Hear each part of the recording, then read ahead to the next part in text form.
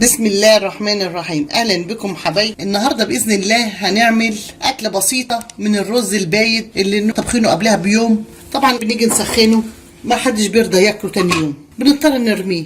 طب وليه؟ حرام.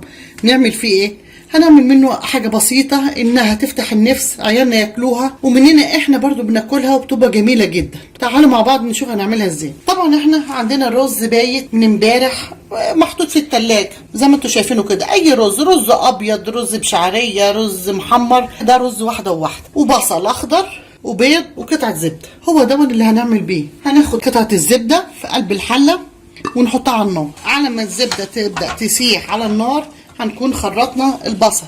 طبعا البصل جبناه قشرناه وغسلناه. نقول بسم الله الرحمن الرحيم ونبدا نشتغل. هنخرط البصل بالشكل ده.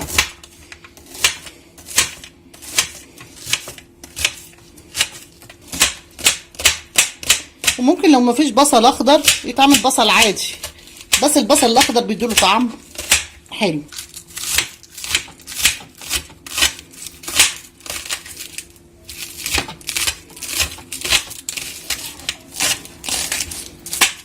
بالشكل اللي انتوا شايفينه ده حبايبي. بعد ما خرطت البصل الاخضر هناخده قطعه الزبده على النار ونشوحه بالشكل ده.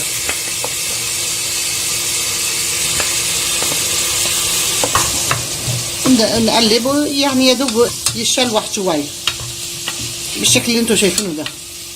هنيجي هنا هنجيب 3 بيضات هنضربهم في حاجه واسعه كده. بسم الله الرحمن الرحيم. بالشكل اللي انتوا شايفينه ده يا حبايبي. وهجيب شويه توابل واقلبهم كويس. وهجيب الرز بسم الله الرحمن الرحيم اقلبه فيه، واقلب البيض في قلب الرز. طبعا زي ما قلت لكم اي رز بايت عندكم، رز ابيض، رز محمر واحده وواحده، رز بشعريه، اي حاجه موجوده عندكم عشان ما نرميهاش. هنحط فيها البيض ونقلبه كويس.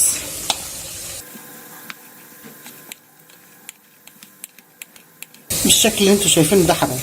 سهله جدا وما بتاخدش ثواني، بس ايه ما نرميش اي حاجه. وداخل علينا رمضان، كل سنه وانتم طيبين. طبعا لا اكيد هيبات اكل من تاني يوم. ما نجيش نروح الاكل اللي احنا عاملينه امبارح نروح نرمينه النهارده ونعمل تاني، لا نغير فيه. يعني زي ما مثلا لو بايت رز نعمل فيه الطريقه دي كده، وهنمشي اليوم التاني اهو بالشكل ده. هنا بقى البصله في معلقه الزبده بشلوحها اهو. وزي ما قلت لكم مفيش بصل اخضر، بصله عاديه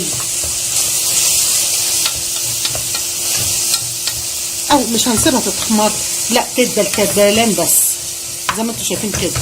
بعد كده هروح جايبه الرز منزلاه عليه، الرز بالبيض اللي انا ايه عملته قدامكم دلوقتي، واقلب.